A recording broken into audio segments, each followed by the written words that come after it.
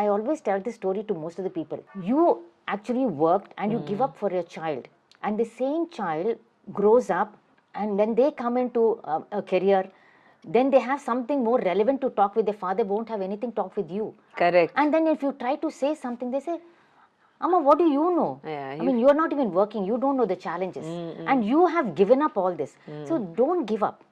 Try to work it out. You can definitely work it out. When you have that will, you will do it. Yes. Because that's how I've seen. Because why are some women are doing it? Why? And that's exactly what I try to tell people. If some of them can succeed, okay, why not you? Why not you? True. You can also succeed. See, the thing is, you have to be confident. Learn negotiations. Negotiation is just not in the office. Okay, it's at home also. Very true. Simple things negotiating. You know, if you're married, with your husband, with your in-laws, with your children.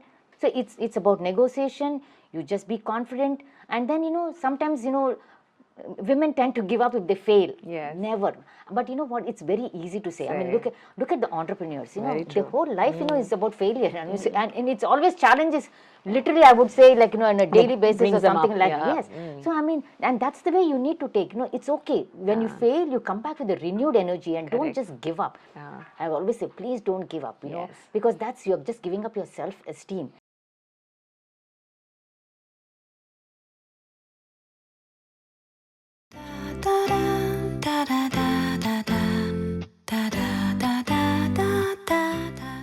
Today, let's talk about women power. Welcome to Vizag, where women are rocking the boat. Meenamma is really excited today to introduce to you a very favorite woman. Ladies and gentlemen, welcome to another exciting episode of Indian Trailblazers, stories of inspiring Indians under our Made in India series. Today, we are thrilled to spotlight a visionary leader whose life and work defines excellence, innovation, and empowerment. She is a pioneer in the global outsourcing industry, a champion of women's leadership, and a true trailblazer, bridging the corporate world of India to the United States of America. With over 30 years of professional experience, including 19 or more years as the managing director of Patra India BPO services, her impact on the business world is both profound as well as enduring. Please join us in welcoming the beautiful Lakshmi Mukkavilli, a leader who has transformed Patra India into a key player in the IT, ITES, and outsourcing sectors. A recipient of prestigious accolades such as the US Global Impact Award and the Most Talented Leaders Award, Lakshmi has proven that strategic vision, innovation, and teamwork can drive extraordinary successes. Beyond her corporate achievements, Lakshmi is a staunch advocate for gender diversity and regional growth.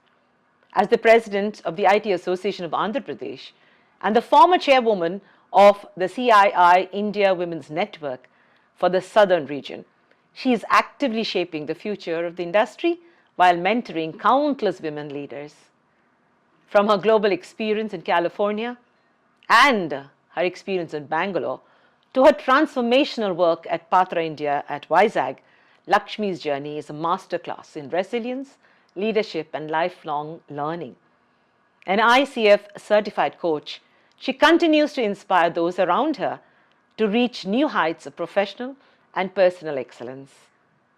But how did she balance the cross-border operations? What drives her passion for empowering women in leadership? Stay tuned as we dive into the remarkable story of a woman, Lakshmi Mukkavilli. Welcome, Lakshmi. How does it feel to be with Meenamma today?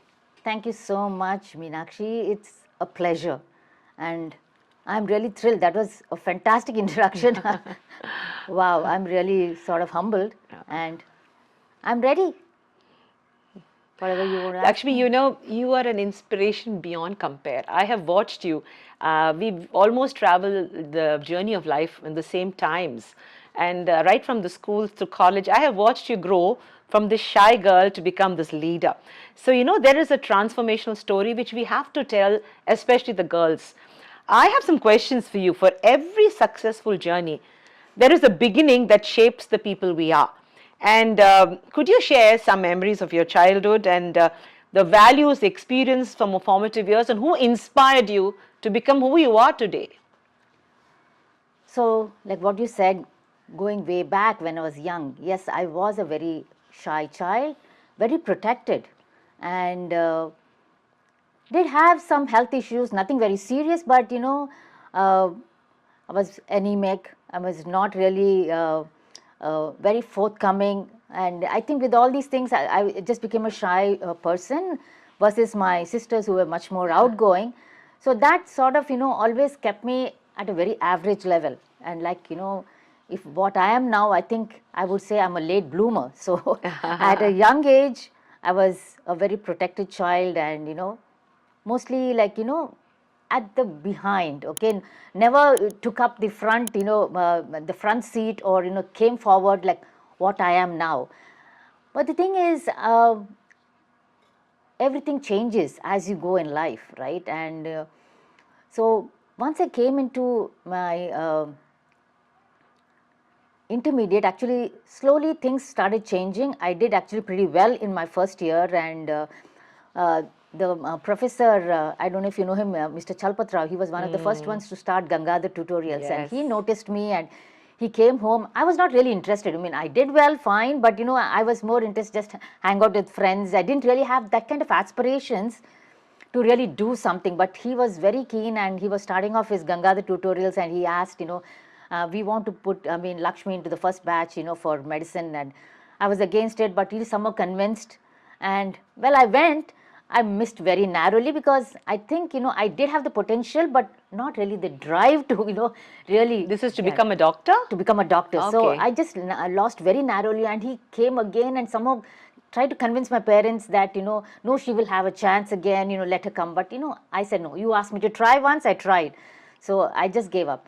And then, of course, I went into commerce, and thing is, my father was a very strict disciplinarian, and I think, some of those things just rubbed off on us, which I think, sort of led us through our life, some way maybe behind, unconsciously also. I mean, maybe if you just see us like that, maybe at that age we didn't really feel, but, things sort of sometimes, start flowering maybe even later on when you actually move away from the family.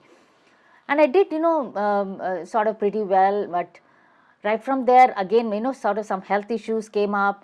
I mean, I didn't really do so well as, I wanted to. Then a few years went by. I helped my father with his, construction company while I was trying to deal with my health issues. And then slowly I went into CA and chartered accountancy. And then again, I started, doing pretty well. I finished my intermediate, and then I got married to a person in US. He was in New York, and then I left without finishing my CA. I finished, I think, even in final step, the first one, and I went there, and okay, my marital life was a problem, and it didn't go really well, but again, challenges. I think those challenges to some extent actually made me become very confident and a very different person. I think, from a very protected, child or a girl, who went in with lot of, dreams. Obviously, things didn't go very well, and I had to sort of, get separated. But, I think my child was the big, wake-up call, saying that, okay, there is someone for you where you need to change yourself, maybe become a different person. And I think, she was the strength in me at that time. And I really started, being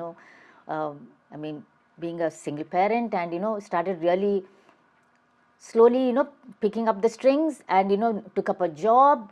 Yes, initially it was like, slowly started climbing up, but along with that, the confidence started coming back, and I think, that way US is the place which really teaches you, because you're sort of, just thrown into the pool, and, It teaches go you to ahead, swim. And, and that's what I did. Yes, I was very lucky to have my siblings as a support, along with my two brothers-in-law. They were, very supportive, but always challenged me. Correct. And, made me realize that opportunities when they come that I have to take. Yes. So that really, sort of helped me. And in that, especially in my career, I would say my brother-in-law was the big mentor for me. True. Yeah, I mean, after I joined, first in the first company called Softline Solutions, I moved on to actually his company, and I think that really was, I would say, sort of a big change, maybe a game changer for me, where I became more and more confident and knew that how to sort of maneuver myself, going up slowly the ladder. And I think that was where I really started becoming slowly a more confident person, trying to balance. Yes, I did have a tough time with a very young daughter, who was born there, and had to raise her. And you know how it is in the US. You're all, I mean, like, you might have some help, but everyone has their own families, Yes, their their own, own lives. obligations, own, challenges. So I think that was one of the best thing I learned in the US, how to sort of, manage your personal life and your professional life, and not, sit down and just expect no help. Yes. And that you have to drive yourself if you need to survive. Yes. And I think that was, a great change which came over me Yeah. when I was in the US. You know, Lakshmi, a journey of 10,000 miles from a little town like Vizag, a shy girl, a girl who, always watched her siblings do well and take the back seat. But then you are the child of a great, eminent person. Your father, he's such a great man that, that greatness has to bounce off you. So you went with your dreams and, with the dreams of a married life. And then, whatever happened, happened. But tell us, how did this journey, now, right from becoming, the powerful girl with a single mother status that makes you a tigress because you have to defend your child first, how did your philosophy of life change? Did your philosophy of, what you wanted, did you become ambitious, or you wanted to survive and do well? Because, the next step you took you into roles of leadership. And you already were trying to struggle, try to juggle between being a single mother, being in a new country, being without, how the thing is when you are divorced or you don't have a partner. It's a very difficult situation. It must have been very, very trying. So how did your philosophy or how did your value system help you at that time? For that, I think to some extent, it's the environment out there or the circumstances out there. It's more conducive, when someone is sort of separated, and if you're, a single parent trying to support your child, people sort of understand it's not like a taboo. I mean, I know it's a lot has changed in India, but way Yes. back at that time, because my daughter now she's 27, so way back at that time it was definitely much harder here, in India. So that way, at least, I didn't have to deal with situations like that, So I mean, because you come across so many people who are single parents, and and people are. I mean, it's not that, an empathy towards sympathy, but more empathy, but trying to, sort of, bring you up, like, giving you encouragement that you can do it. I mean, that you can balance your life. And I think that really helped me being in that country. And of course, like what I said is, my siblings were definitely a help, because I mean, I did need help, because if I need to, I was actually doing some courses there because to go up the ladder, and they helped me to watch over my child, and if I was late or if they had to pick up my child. So that way I was, they were very helpful. And when I joined the second company, my brother-in-law was, a very big mentor, because, I was still, learning the ways of, working there, because before that I just worked in India and it was very different. Correct. So, how you need to be so well prepared, and, I mean, right from, writing an email, how do you write the email, and how do you actually check your email, because all these made so much of a difference when I came back, to India. Yes. So all these, I mean, small things, how do you do a presentation, I mean, he was a real great mentor. My brother-in-law, Murli Chirala, that's my sister Anu's husband. Yes. And, I mean, that's where I really learned to become a much more of a confident, Yeah, no, really, we have to thank Murli a lot, because Yes. there are very few of us who meet our gurus or mentors within our own families. Family, that's And you were very really true. lucky, Yes, Thank you, yes. Murli. Thank you for what you've done. Your life story, your career spans across many continents and many industries, Lakshmi. You've served across many continents, and then finally you come back to India. So tell us the story of, maybe a pivotal part of your life and your entry into Patra. I think that was a blessing, because it saw you grow and consistently. So tell us the story, because many of us only now know you as Patra Lakshmi. You ask anybody about Lakshmi, they'll say, oh, Patra Lakshmi. So you have given an identity to the company as much as the company has helped you to grow as a human being and as a leader. So tell us the story of your Patra journey. Yeah. So, I mean, when I made the decision to move from the US, this is way back in 2003, when people were thriving in the US, and US was still like, a top destination for people to go there. People were like, are you crazy? Why would you want to go back, you know? But then, I somehow made that decision because my daughter was 5.5, and I knew I wanted to come back. My parents, my mother went through a bad patch of, health problems, and I really wanted to come back there. And, growing up like this, I really still didn't know what more, challenges my daughter will go through. I don't know, whatever is reason, I just, made up my mind.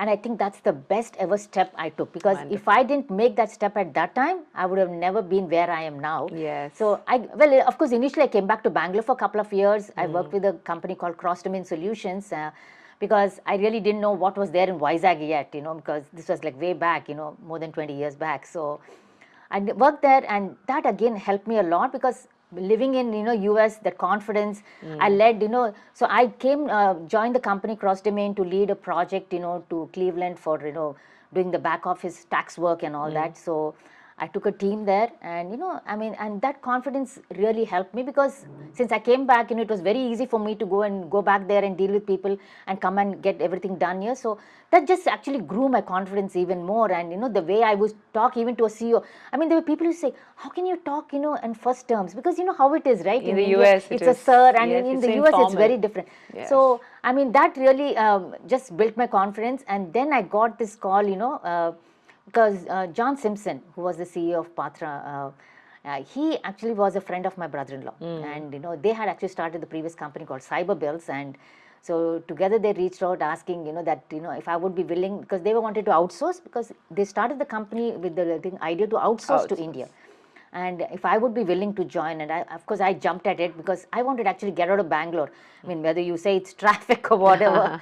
And so they were actually looking at Hyderabad, but I'm really happy to say that me and my brother-in-law convinced him, Vizag is the place. And I think that's the best decision we made, because even Hyderabad was coming, slowly to that level of Bangalore, which was like maybe few years away. And if we started Hyderabad, I don't think we would have been successful like this. Wonderful. So, wow. Yeah, so that's where my journey started in 2007. In fact, to say exactly, in August, I remember so well, Matt, who we actually worked together, we started it in 2007, August, and we started with 4 people. I remember the first batch was 4 people. And we trained. Before that, for a month, I went for the training, to the US. We came and we trained them, and, yes, and that's how initially we had outsourced it, because we didn't want to start on our own. We never knew how this is going to fly. Starting in a small city like Vizag.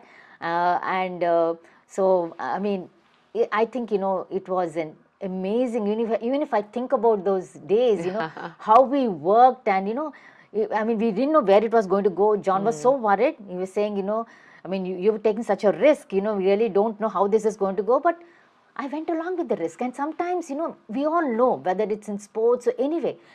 Look at all the entrepreneurs. Correct. You need to take that risk, for whether it's success or failure. Well, failure is going to just teach you better lessons to be successful later. But then, that's the risk we all took together. And, when I look back, sometimes that's what John keeps saying, John Simpson said, Lakshmi, look at the monster we created. Because, way back with 4 people. Today, how many people are you? In India, across 4 locations, we are about 5,200 to 300. Wow. Yeah. And globally, how many people? And globally, we are about 6,000. Wonderful. Yeah. So you've seen leadership in the US as well as in India. Yes. Lakshmi, it's incredible. I've also watched Patra grow from 4 to 3,000 or 6,000 today. And I've seen at every step the quality that you pump in. What do you think, is there a dynamic leadership change from the US to India? Has the dynamism been different? Like you said, in the US you can use first terms, you can call them by name, and it's culture. In India, it's more respectful. So that must be very shocking, the cultural change, How did that affect you, and did you see any change in the leadership? What you learned there, what you did here? Absolutely. The very first thing what I can say is, because, whether someone is like, 20 years, 25 years older to you, or someone who is like, so much younger, it's all the first term. I mean, that's what I said, like whether it's a CEO also, it's just the same. There's no sir. I mean, that was maybe more in the political circles, even in the US, right? But and here, so when I came back here, when people started calling me ma'am, it was a big shock for me, a culture shock. I said, why are they calling me ma'am? I mean, I might be maybe over 10 years older to them, but that doesn't mean like, but then, slowly, I sort of thought, it is better to start accepting culture than, sort of trying to, try to change the whole lot of them, because, and then eventually what I thought, maybe nice. I mean, that's the way they show their respect. And I thought, okay, that's really nice. So that was my first acceptance, and, that big, shock of culture, which, I slowly accepted out here. Then, there are so many ways, the way you need to deal with people out here, how you sort of, you need to have definitely much more empathy. I'm not saying people, you don't have to have empathy there, but it's different, okay? Out here, you need to start, sort of thinking, because first of all, they're very apprehensive as to how to, talk to a person who's your leader, okay? And you need to give them the comfort level. And and simple things like, when you ask them to do something, they just tend to overpromise. And in US, it's a big no.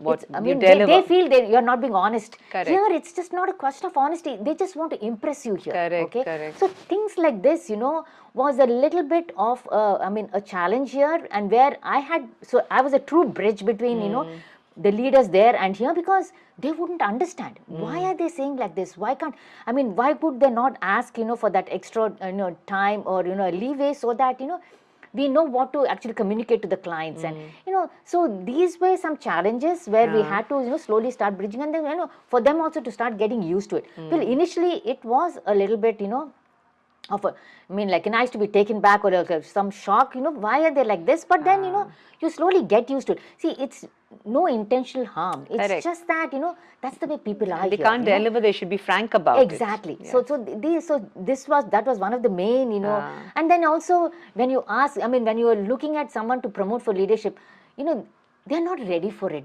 They're always like, are you sure? Especially when it comes to women. I mean, like, in this patriarchal society, at least men, with 60% of their readiness, they think they're ready. Think they're women the are best. 100% ready. They're still not really sure. Yeah. So that's where, slowly, actually, I would say my mentoring journey started right from there. Yes. I said, you both are in the same level. Why is that person ready and why aren't you ready? Why aren't you ready? That's true. So these were, slowly our growing pains. Yes. But, which really, matured into this beautiful, fantastic, huge company, and, how our, women grew was just amazing. And, I'm happy to say I did play a part in Large that. part. Yes, a very beautiful part.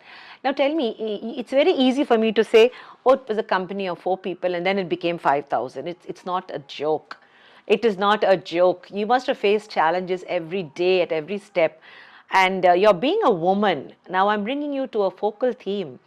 It actually adds value. I somehow feel that we women do a little more when we communicate with the team, because we are motherly figures.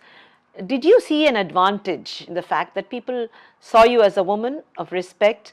You are totally made in Vizag, born here, you've grown up here, you went out and came back to give back to your own city. So, locally when you outsource, people look at you as a Vizag girl, they respect you for the education you have and for the experience you have. So, did that work in your favor? What are the problems you had in setting up and getting a big team together? Absolutely. And I think, me being the managing director really helped, so many women to join a company.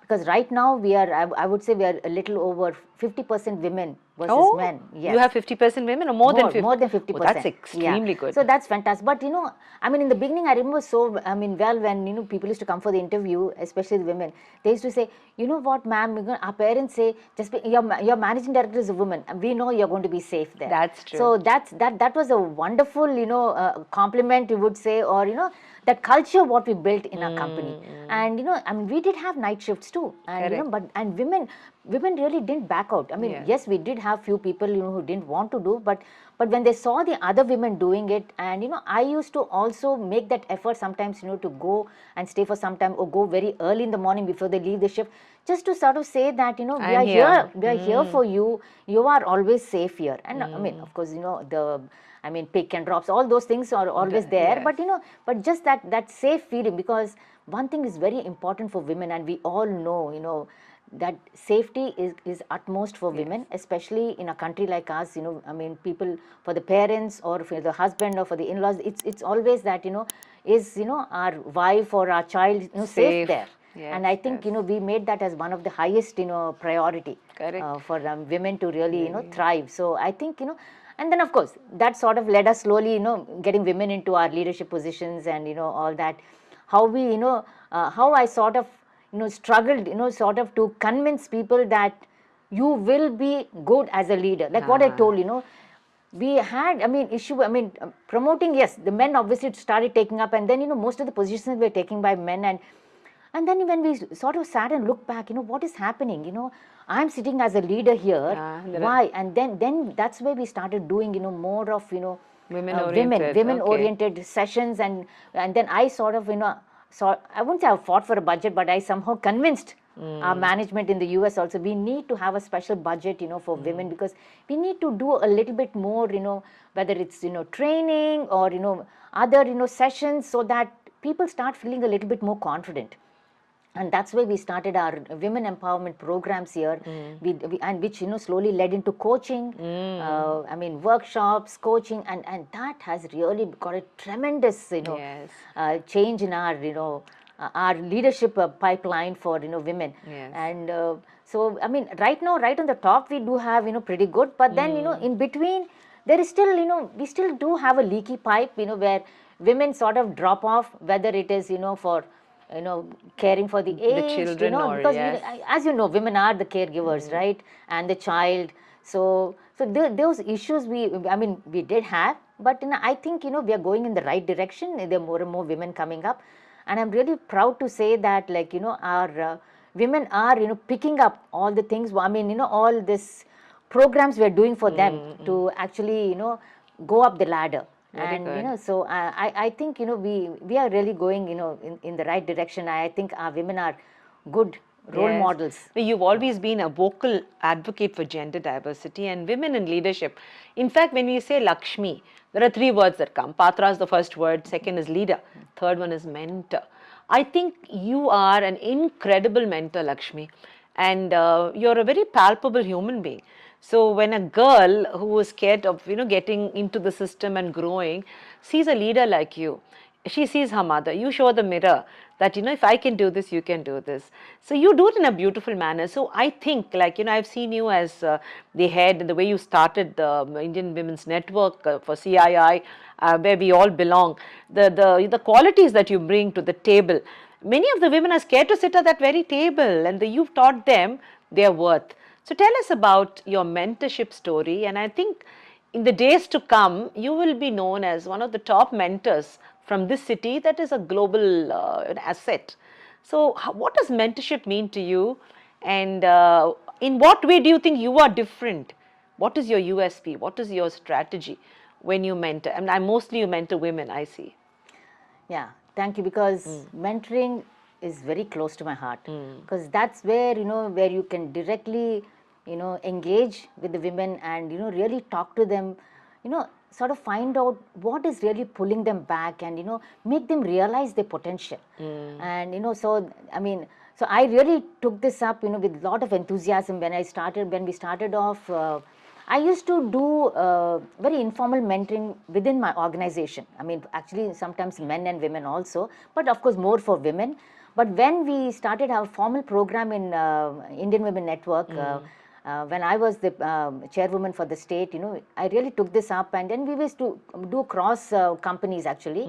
And so that really took off very well, and so that made us actually, so we started a mentorship program within the company also. Yes. And I really, pushed for this because I thought there would be a lot of value. So we had a lot of budding leaders here, but they needed that little bit of, what do you say, a nudge, or, just, a little bit of, the pull.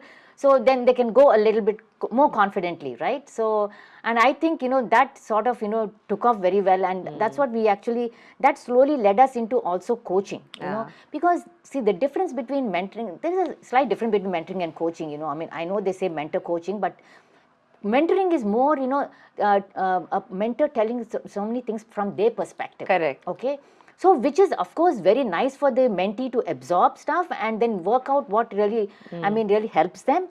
But coaching is, a completely different ball game, I would say, which is, really so much more invigorating, because the way actually it really makes you realize your own potential. Correct. So it's like, a series of, questioning the person as to what is holding them back. Why aren't they realizing the potential? I mean, why can't you, something, what is stopping you to do that? So all these type of questions, make them start reflecting on their own, potential. Why am I like this? Why am I giving in to those people? Why am I not standing up for myself? So these are the things that make the women, really realize, and that really shows them that they do have that leadership, potential within them. They have these qualities, and they can do it. So this is what actually, really opened up the doors, for most of these leaders, and of course, obviously the mentoring, what we did through the CI Indian network. So it was, a great change. Correct. Which we brought into our office, specifically into Patra, which, benefited so many women and who have all actually risen up into leadership positions.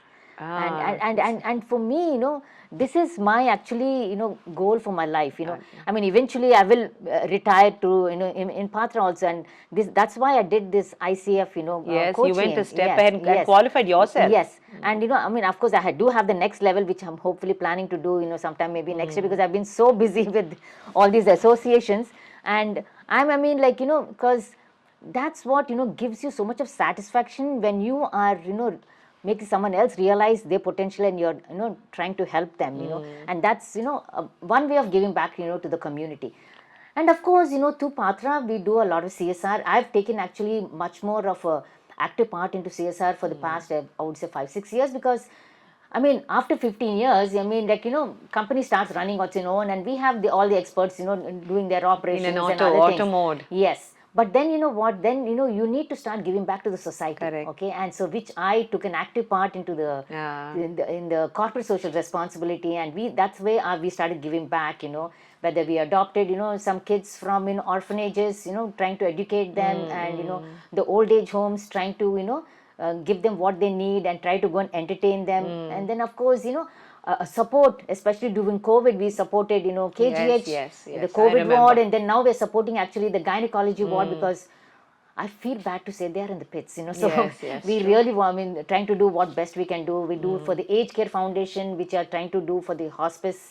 So, there are, so we are trying to do, we did for some, village, we did this RO water plant. So this is our way, and the reason why I'm really a strong proponent of this is because I want all our Patra, employees also realize how important it is to give back. And to empathize. Empathize, because we are privileged, okay, and we are working. But there are so many underprivileged people who need our empathy, who need that, giving. Correct. So, so that's, that's another very important part of my life, because I've come to a stage where how much can I give back, to the society around me. Now tell me, Lakshmi, you are now the president of the AP Association for IT. For AP, what is the scene now for the IT Association, IT and ITES? What is the scene now? Everything is changing. There is a change, in the whole world. Globally, the industry is changing. What does it look like for AP? Well, one thing we have to say is, it's all about innovation and, disruption of technology. So we have to be aligned for us to be even relevant in the industry. And we, of course, being in the IT and IT's industry, it's so much more important for us. And AP, when it was a combined AP, it was always Hyderabad. They tried Vizag, but nothing really much happened. And then we thought after bifurcation, there's going to be a big boom. They tried, but then, initially, things are not just going to turn overnight, right? So, at that time, the political party tried, it went a small way, but nothing much. Then, when changes happen, it's actually not really great for the state, but whatever it is, they try to do their bit. But now, when now this party which has come back, I mean, all of you know, Chandrababu Naidu Garu is just an amazing visionary. Yes. And, yes. they actually haven't even wasted, I think, a day from the time they won the elections. They were like on top of it, along, I mean, of course, his son being the IT minister, and then we have these great ministers, Ram Naidu Garu on the Yes. aviation, and then Pemisani for rural minister. So all these people have really are taking, making this big strides to see somehow that AP really, Gets back to the IT map. absolutely IT map, and they're really doing. And I mean, you must have heard that, I mean, Infosys, yes, they just came in a year back, but with TCS promise, and they're already ready to set up the Yes. operations, and they're signing the MOE with Google. So it looks all very rosy, the picture, and we are really hoping that things will really move forward. But then I think we have to be definitely optimistic, and I think the way I mean, with having visionaries like this, and what happens is even the industry becomes very proactive. Correct. Because And we have a good leader absolutely. today. And you know what? Any state to thrive or any country to thrive, it has to be a collaboration between industry and the Correct. political, politicians, because otherwise only one this thing cannot take it forward, Correct, right? correct, correct. So I think that's how we are pretty aligned. They came and they talked to us. We recently, I mean, we had a great conversation with Lokesh Garu, and then we had GFST, great. Meeting this thing just about a week back, and everything looks very positive, and we feel, I think, we are going in the right direction. I think everyone's now important, I would say, the challenge and also the opportunity they're looking for is to increase the employment, because Yes. the thing is, India being so I would say rich, I won't, it's not now. Previously having high population was not great, but now we Yes. say we are really the future, because we have the youngest population, and for us now it is to see that all these youth are employed. So Correct. obviously for everyone, the political parties, all our youth need to be employed, they have to. So that's what is the agenda now, and that's where we're all looking into it. And the way the innovation is going, we have this great startup ecosystem coming up. We have this A Hub in Andhra University, and then we have STPI who's trying to start, they have a COE, and we're trying to encourage all these startups, and then NASCOM startups we have. So I think, now with this government and with the industry, looking forward for all this proactively, Correct. I think, we are definitely going to see a siege of change Yes. in the next, few years. So tell me it's about very exciting. Now you've told me about the industry for Andhra Pradesh. It looks like the sunrise state again. But what about outsourcing industry, Patra's future? What do you perceive is the future of the outsourcing industry? And there are times when you take a back seat sometime because of global changes. But how is it going to be? What do you think with the change in United States leadership?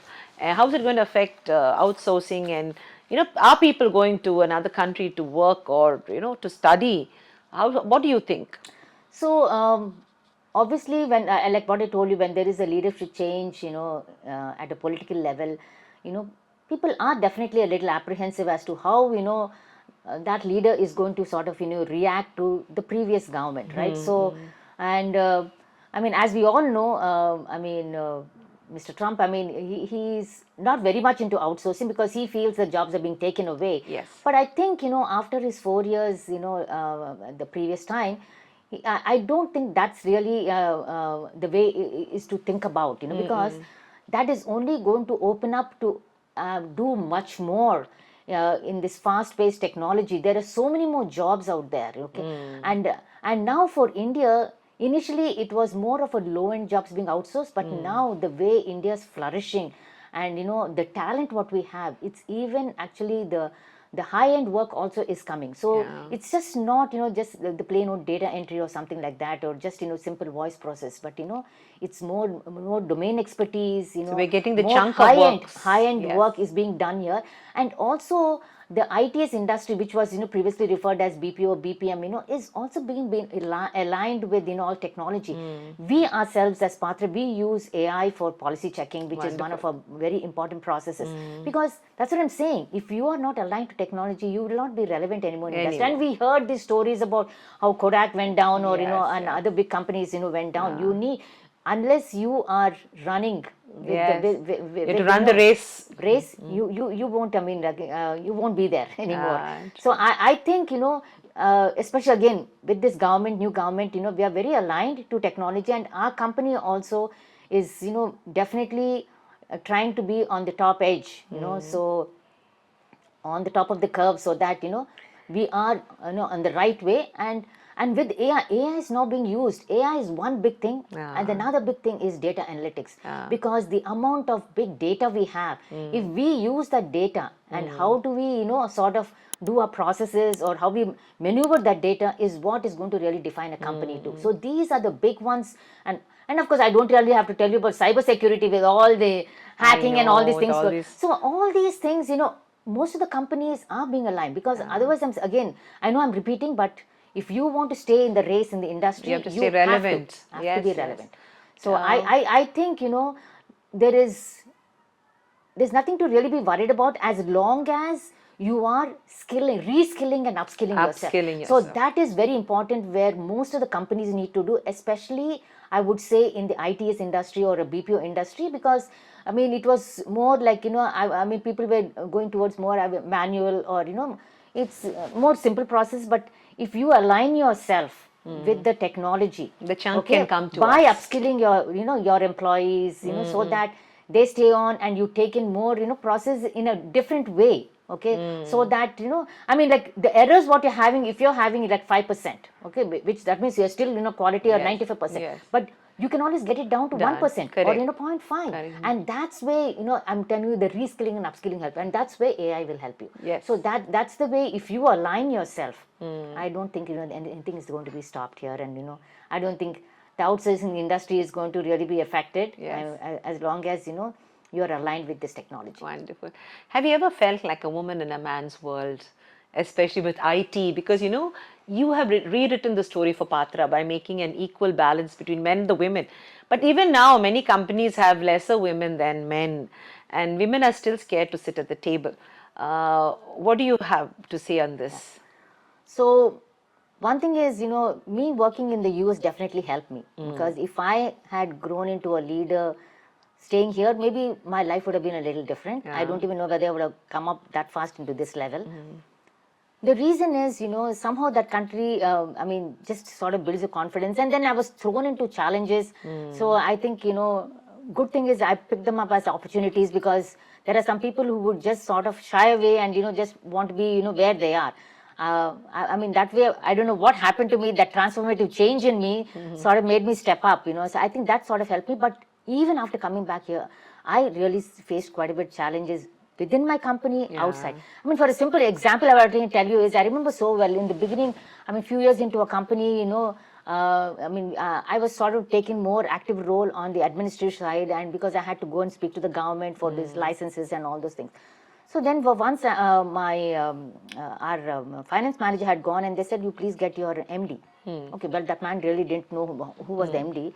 He didn't, or maybe he didn't really notice it. So the next day, I went along with my finance manager. So he looks at me and said, don't you understand what he said? I asked you to go and get your MD. Why did you get the secretary? That was so mean to say. Just imagine. So you thought a woman can only be a secretary. Yes, that's how it is. So that patriarchal, this was way back in 2007, 8, I'm saying. But still, that's the way it was. And of course, that is the way I gave. he was like so taken back. But, so this is how, the other things, I used to go for networking dinners. So many times I was the only woman, Yes. And so now what happened is, that's what I'm saying. Again, I would say thanks to a little bit of upbringing in my professional world, there in the US, I used to just go and talk to them. See, the thing is, that is a little bit still, now people are coming up. Leave out Gen Z, because, they are so confident. Okay, they're very different. But, even millennials, and, the generation, the baby boomers, so they're still, do we really need to go for the networking dinner? How much is going to help us? And I used to sort of say, no, let's go there and let's. So that way, I sort of, started talking more to men. And then, eventually the way it became is for me, I had more funny that, my wavelength matched more with the men because it was always talking about the industry and what was happening. So I didn't really have, and so sometimes when for networking, some of the women came, I used to feel bad for them. They used to just sit around because they came along with their husband. And I used to sit with them, when, I knew that, I couldn't really relate so much to them. True. Things change. It was, it's not that I'm just being sort of prejudiced something, but, it was. That's the way it is. Sometimes when it's your habit, wherever you stay a long time, where you spend your time mostly. Because even in the leadership level, especially in the US and all, it was mostly men. And I did have a lot of problems even sitting at the table there. Because even though John Simpson, the CEO, had a lot of, trust in me, and he knew that, my ideas were, relevant, but there were people who came in newly who didn't really trust, and I don't blame them. Correct. That's how it is, So I had a lot of problems, there, trying to convince people. So I failed a lot of times. But that only, increased my interest. I have to somehow, learn to convince people, not give up. Correct. And, so there were failures, and that's how, you grow. Yes. So, so these were the growing pains, when our company was, sort of growing also, True. Why should, simple things like, they were talking about, why can't we have an open ceiling in the office? Okay. So then I would say open ceiling in the, it's okay for, retail or, somewhere where people just come for a short time, it's a floating population. But, someone who's sitting for so many hours to look at an open ceiling with black. So these were small things where, it was hard for me to convince. When you have 4 people against you, sometimes, you also tend to take a step back. Yes.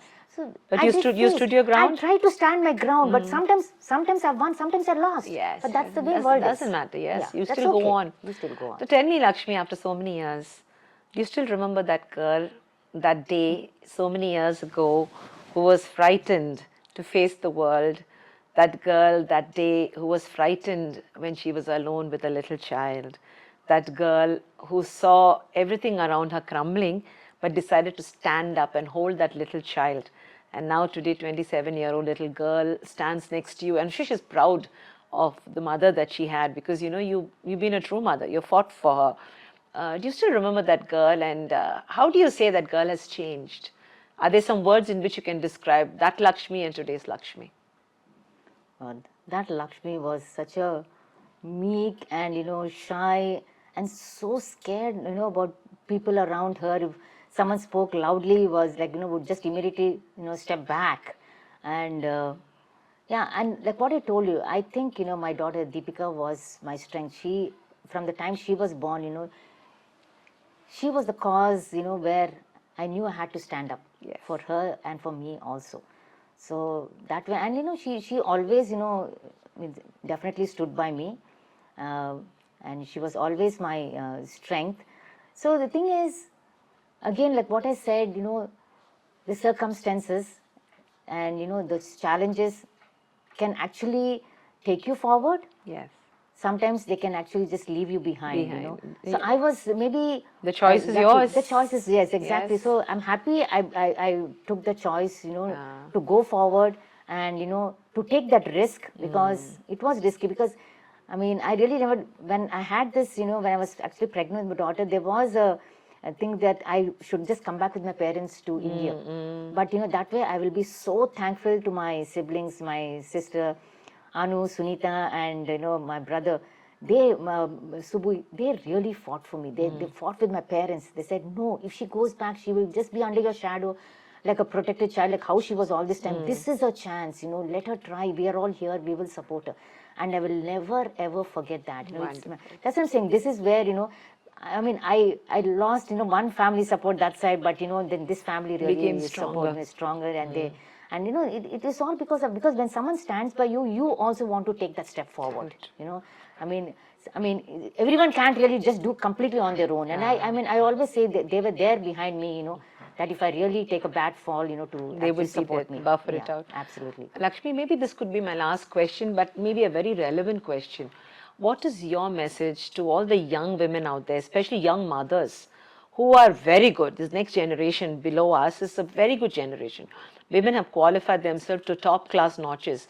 But when the children arrive, there's always a crossroad. What is your advice to such women who are starting their journeys in leadership, but have to balance family as well as careers? How do they, handle this the way you did it? I love this question because this is what mostly I try to talk to people, whether it's in some organizations and also sometimes even the young girls who are getting into the careers, because that's what they're going to face. So the thing is, I won't really say, I mean, just like it's work-life balance. It's something, you have to work out, both. I mean, why would I would also sometimes think, why would I even say balance? You don't even have to balance. You just do when you have to do your work, you do when you have to do your personal, work with your family. And you will, when you have that will, you will do it. Yes. Because that's how I've seen. Because why are some women are doing it? Why? And that's exactly what I try to tell people. If some of them can succeed, okay, why not you? Why not you? True. You can also succeed. See, the thing is, you have to be confident. And I keep telling them, learn negotiations. Negotiation is just not in the office. Okay, it's at home also. Very simple things, negotiating. If you're married, with your husband, with your in-laws, with your children. Everything. And if you're young, you're still not, married, even with your parents, because sometimes the parents don't want you to go outside the city. Correct. So it's about negotiation. You just be confident. And then, sometimes, women tend to give up if they fail. Yes. Never. But you know what? It's very easy to say. I mean, look at the entrepreneurs. Very true. Their whole life, is about failure. And it's always challenges. Literally, I would say, like, on a daily basis or something like yes. So, I mean, and that's the way you need to take. It's okay. When you fail, you come back with a renewed energy and don't just give up. I always say, please don't give up, because you're just giving up your self-esteem. And I just, I always tell this story to most of the people. You actually worked and you give up for your child. And the same child grows up and then they come into a career. Then they have something more relevant to talk with. Their father won't have anything to talk with you. Correct. And then if you try to say something, they say, Amma, what do you know? Yeah, I mean, you're not even working. You don't know the challenges. And you have given up all this. So don't give up. Try to work it out. You can definitely work it out. Because if so many people are doing it, well, if you need to take breaks, because sometimes, it might be emergencies. Take your breaks. But just don't give up. And that is why sometimes we are actually also trying to promote, and even through CII, we're trying to promote women who are taking breaks, 5 years, 10 years. Because if these people have that, spark in them or that aspiration, in fact, when they come in, they come back with a vengeance to somehow succeed. Correct. Because what all they missed out, they want to really get that back, Very because true. that self-esteem, of the financial independence and that individualism, and that's something you're doing something for your own. Yes. Nothing can really beat that. And that is so important. And then what, you do have a lot of challenges. To overcome the challenges, do what you're passionate about. Okay, Yes. whether it's like reading or your me time, Correct. or going out with your friends. Don't give up those. Don't give and it. that's what also, all those are negotiations you have to, because that's what also keeps you running, because otherwise it's not easy. It's not easy to so balance. those meditation, it's Correct. so very important. Correct, Because correct. I mean, I do meditation, a little bit longer and just a little bit in the evening, just to sort of just Calm nothing, yourself. nothing, Yes, like, yes. and now just that slowly sort of became a way of life, Sometimes I want to make all these are the things what sort of, helped you. Yes. And I yes. think, all this is so important. Always remember that everyone in them have potential, have those aspirations. Don't push them down. Very true. It very is true. extremely important. You have to realize that, because once you look back, retrospectively, and you reflect back and what you lost, you can't really get You them can't back. get it back. Yeah. So think through that, if you need to take a break, take small breaks, but always come back. Jump back. Jump back. It's extremely important. And and it's okay. You will have failure, because I've seen so many young mothers didn't get their promotions. I remember, and these are mothers I was mentoring also. It's okay, because I also lost like that. Correct. That's fine. So you lose maybe a couple of years, few years, but you can always come back. Yes. But, As a better person, as a better exactly. leader. Yes, that's true. And that is the time, use that time for skilling yourself, learning something new. Yes. Always make yourself, learning is all through your life Yes. journey. It's very, very important, that. Never ever forget. That's why we keep telling, my father was, I remember so well, even at 80s, he always wanted to see what's new happening in construction. Not that he can do anything, but that just keeps you going. Yes, And yes. that's really so very important.